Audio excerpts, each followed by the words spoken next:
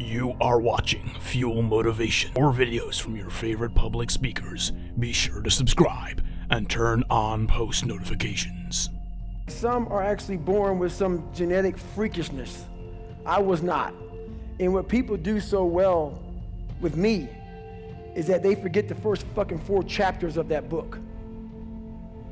And all they fucking do, you know, as you read, you start to forget shit, and then you start to hear about running on broken legs and fucking all that sort of shit. And these must be, oh my God, pull-up records and this and that.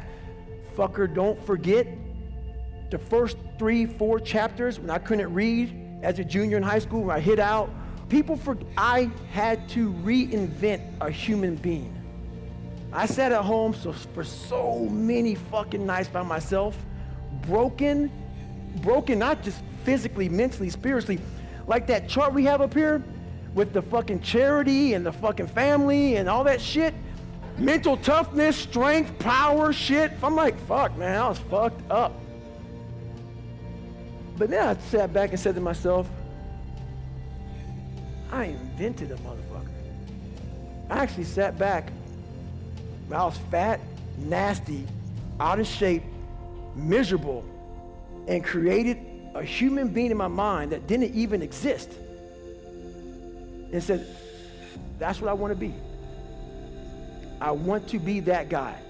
I want to be a guy that's capable of doing exactly what I'm doing today. And you have to, if you weren't born that guy, that mentally strong guy, he can be made. Woman, man, whatever the hell you are, it can be made.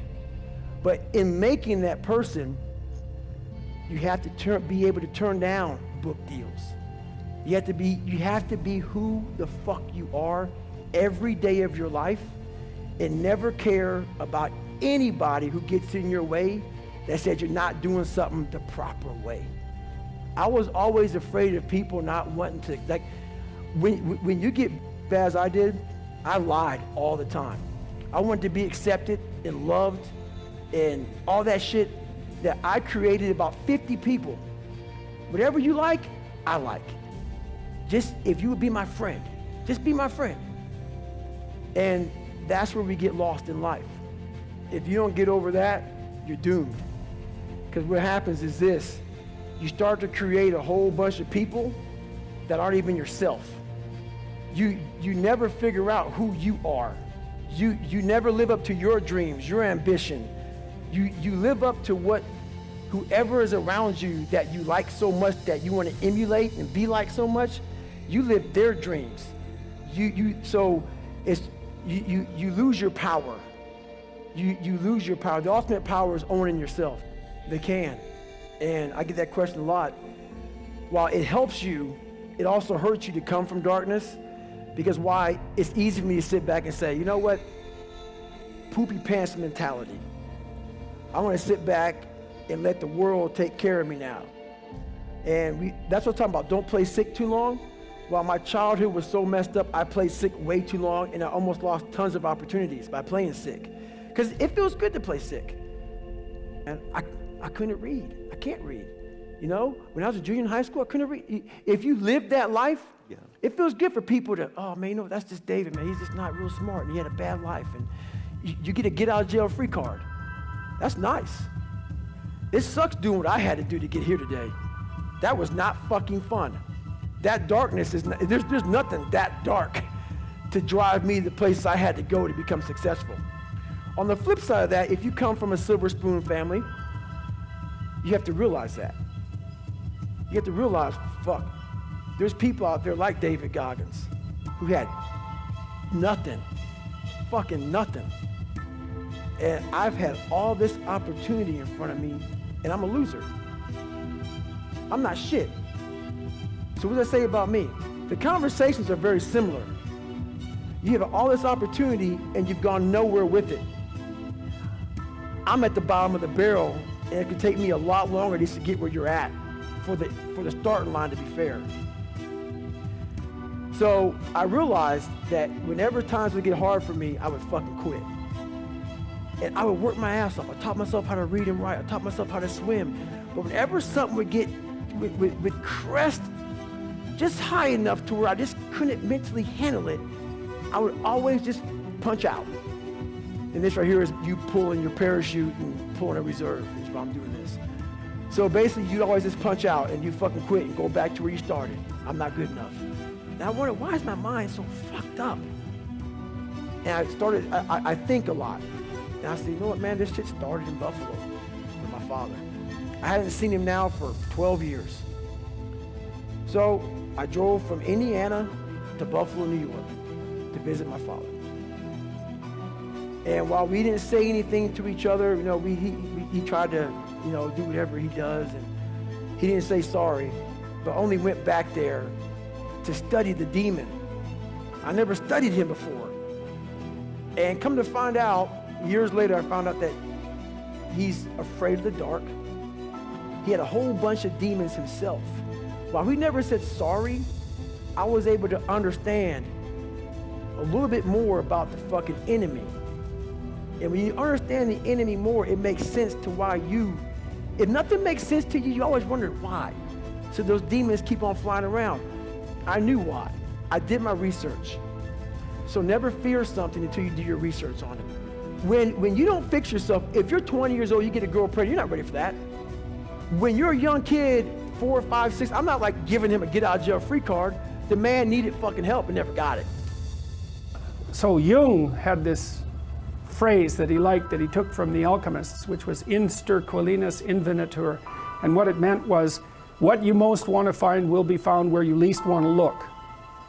There's this old story that's from King Arthur, and King Arthur has these knights, right?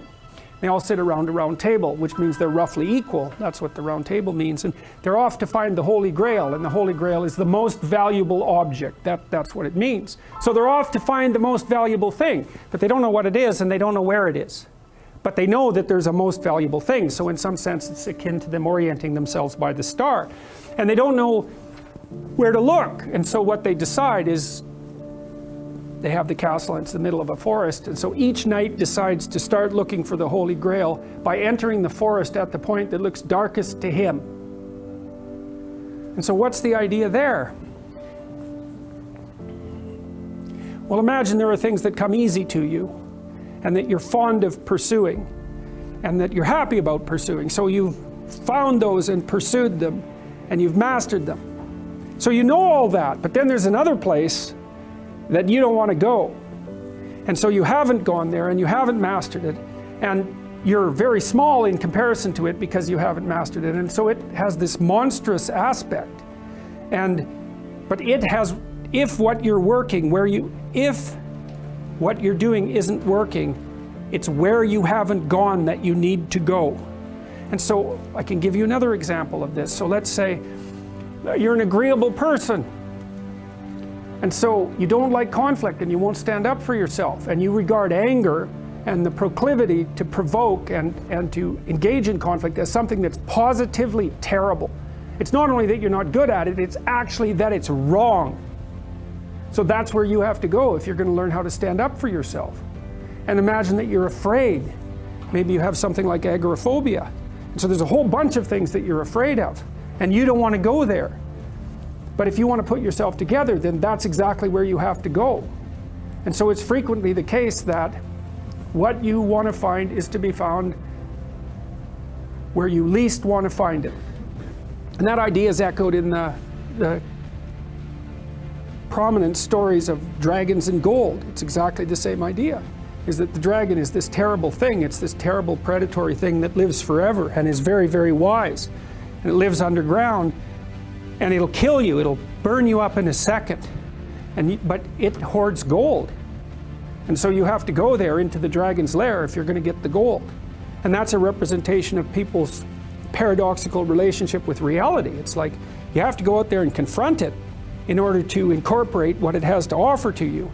But the probability that that's going to be intensely dangerous and push you right to the limit, first of all, those are actually the same thing. If it didn't push you to the limit, you wouldn't gain anything valuable from it. So you don't get one without the other. You don't get the gold without the dragon. That's a very strange, very, very strange idea. But it seems to be accurate. So all of that's lurking underneath this, in this imagery of the whale, the thing that's at the bottom.